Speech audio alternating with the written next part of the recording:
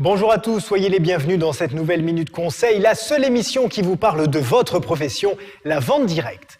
Lorsque vous parlez de votre activité de distributeur, de dirigeant de réseau, d'expert ou d'institutionnel, vous pouvez parfois vous heurter à de l'incompréhension, voire des moqueries ou du mépris au mieux. Tout ça à cause d'une mauvaise réputation qui n'est bien sûr plus du tout d'actualité. On entend malheureusement toujours tout et n'importe quoi sur la vente directe, arnaque, système illégal, escroquerie, bref, ceux qui ne connaissent pas cette activité ont encore en tête les scandales des années passées.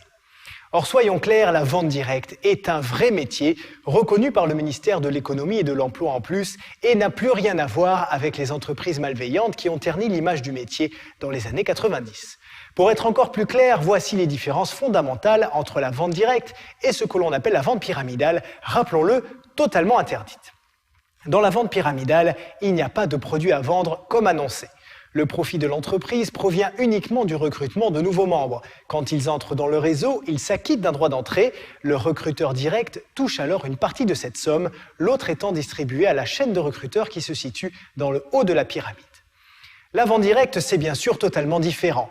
L'activité est basée sur la vente d'un produit ou d'un service et non sur le recrutement de nouveaux vendeurs. Voilà déjà une différence fondamentale. L'investissement ensuite. Il y a toujours un investissement pour un nouveau distributeur, mais normalement, il ne dépasse pas 300 €. Il correspond au matériel nécessaire pour commencer son activité et à un petit stock de produits pour amorcer ses premières ventes. Contrairement à la vente pyramidale, où ce ne sont que ceux qui sont au sommet qui gagnent de l'argent, la vente directe offre les mêmes chances à chacun. Il n'est d'ailleurs pas rare qu'un vendeur débutant motivé gagne plus qu'un de ses parrains, qui a pourtant plus d'ancienneté dans le réseau. Et elle est là, la beauté de ce métier. Enfin, si vous voulez être sûr d'opérer le bon choix, renseignez-vous auprès de la Fédération de la vente directe. Les entreprises qui y sont adhérentes sont clean à 100%.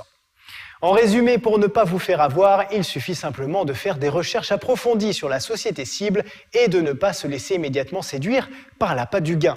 Certes, avec la vente directe, vous pouvez gagner beaucoup d'argent et c'est un argument phare de la profession, mais ce sera en vendant des produits et des services. Voilà, c'est la fin de cette Minute Conseil. Bon succès à tous et à bientôt.